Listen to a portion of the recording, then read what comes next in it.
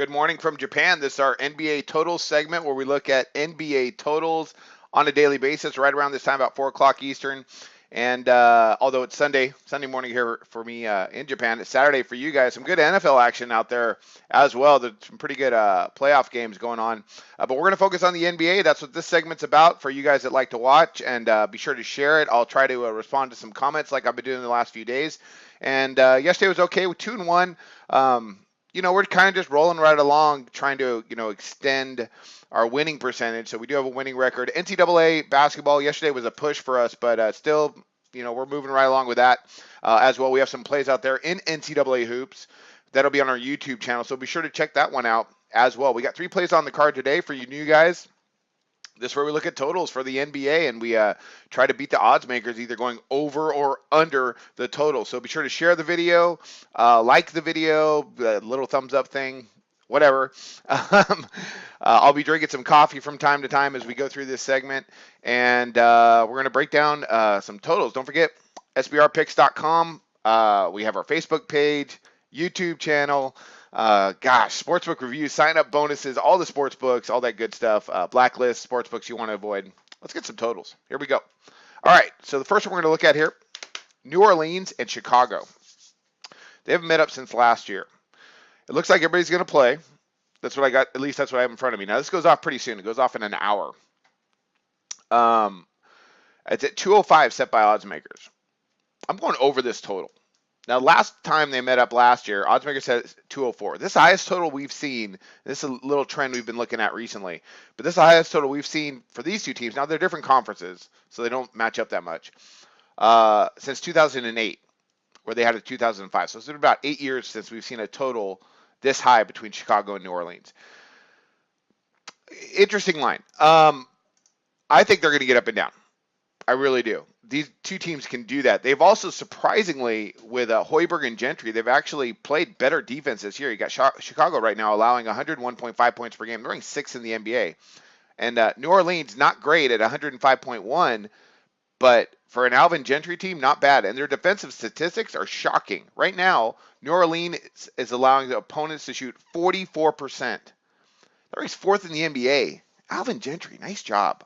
That New Orleans team, I've liked them for the last couple of years. Anthony Davis, as he continues, he's probably in the next couple of years, he will be the best player in the NBA, unarguably. But they have some really good defensive percentages. Still, I like for this to get over. I think they get up and down because the tempo is going to be there. You got right now, New Orleans, they're averaging 87 attempts per game. They're ranked 5th in the NBA. Chicago, they're averaging just under 87, excuse me. They're ranked 6th, so they're 5th and 6th in tempo. And offensively, they're not great, but they could score. I mean, they're not the dredge. I mean, they could be better, but they're right now we got New Orleans are averaging 37.6 field goals made per game. They're ranked in the bottom third of the league, and Chicago's right around there, about 38. But they do shoot 35% from distance. Chicago's not been great in their defensive percentages, but the tempo should be there. So I think they're going to score some buckets tonight. I'm going to go ahead. I'm going to back over that total and what should be. I think we're odds makers statistically when they look at this, they have to set it at 205, but I think they get over. So I'm going to go ahead and back over the total with New Orleans and Chicago. And I'll respond to some comments here in just a sec.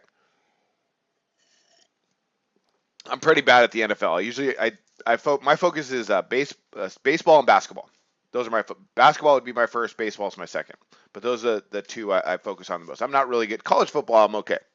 Like I told you guys before the Alabama game, I said I like Clemson straight up.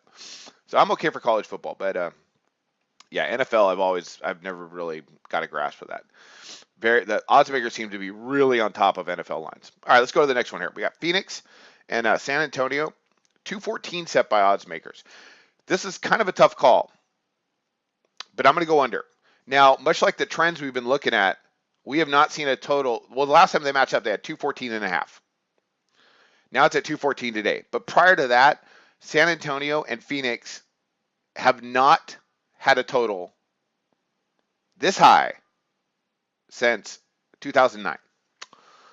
But their last game, they got over 119-98. Let's take a look at that game. And I'm going to tell you why I like the under on this. The fact that Mexico. Now they just had who was just in Mexico the other day, and they got up and down the floor. They went over. You guys have to remind me who did. Somebody just played in Mexico. I'm not really worried about that. It's not because I know it's not in San Antonio or in Phoenix. I think they get under. I don't. I don't think that matters. What I like is for me, it's about the numbers. So when we look at that, let's look at that game real quick. The last one they matched up with that 119 to 98. Phoenix shot lights out, 48.6% and 43.8% from distance. That's ridiculous against San Antonio. Yeah, you're right. I can't remember the match. We could look it up, but it wasn't over. I do remember that because I had Denver. I personally had Denver as a pick against Indiana, and they were in London. I remember there was a Mexico game going on as well. Anyways, but the tempo, Phoenix got up just 74 attempts in that game. That's really low for them because they're playing San Antonio, a really good defensive team. San Antonio just got 87 attempts. Now, also, what really boggles me on this is the fact that Phoenix, they scored 25 points off of 16 San Antonio turnovers. That's not San Antonio. Phoenix had 22 turnovers. It was a sloppy game.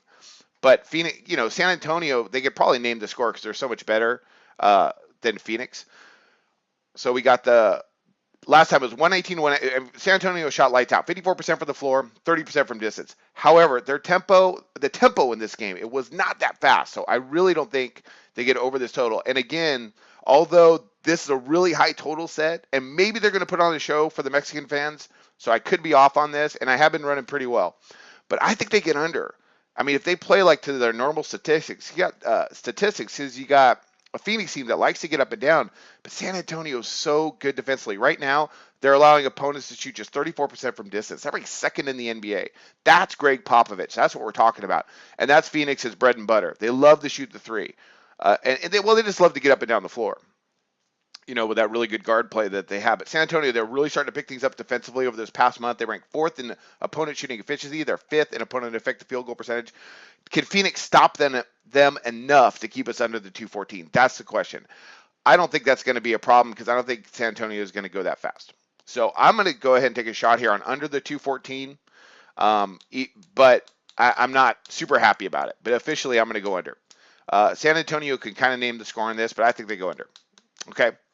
All right. And you might be right about the defensive side. They might lack and they might get up and down, but I'm going to go ahead and take a shot under the total here, 214. They might go to 230.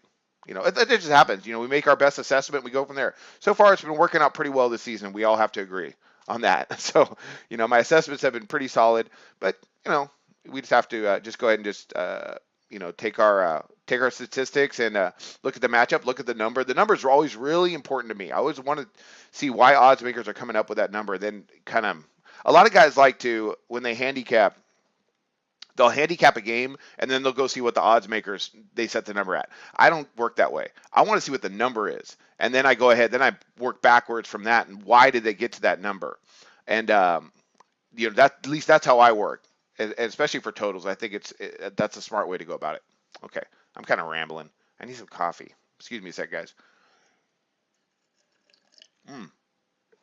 All right, so we got New Orleans, Chicago over 205, Phoenix, San Antonio under 214. Next one up, last one, Utah and Orlando. And it pains me to do this, but I'm going over the 195.5 is what I have it right now. Let me double check that. Excuse me, 196.5. Is where it's gone to. But I have it at 195.5. Oh, that's one of the lower ones. Well, to be fair, let's say 196. Okay, let me write that down. So I'm going to go over the 196 because it's different at different books. For my book, the one I use, it's 195. But I'm going to go ahead and say 196 because that seems like about the average across the board. Okay, so we got the average across the board there, 196. I'm going over the 196, and it pains me to go over the 196. It pains me. But let's look at their last matchup. 87 to 74. Absolutely ridiculous. 87 to 74 was their last matchup. You had Utah shooting 40.7%. Orlando shots just 33%. They were at home. Utah 25% from distance. Orlando 40%. The pace was slow too. 81 attempts. Orlando 78. 27 total turnovers. I mean, gosh, what an ugly game. But Orlando they scored 17 points in the first quarter and they scored 10 points in the fourth quarter. I don't think that's going to happen again. Now let's go ahead and let's talk about that number with Utah and Orlando. That 196. Now they had that game, that 87 to 74. That went under, and it was at 191. It looks like everybody's healthy. I don't see any injuries out there. If you guys know something I don't, go ahead and let me know. But that 196, again, this is a numbers play. We have not seen a total this high of 196 between these two particular teams since 2009. 6 years, 7 years. We have not seen a total this high. So I'm going to go on back over the total. Of course, Orlando, they're coming off that win, big win at Portland. That was pretty impressive. And Utah took care of business against Detroit. So they're coming off the second leg of a back-to-back.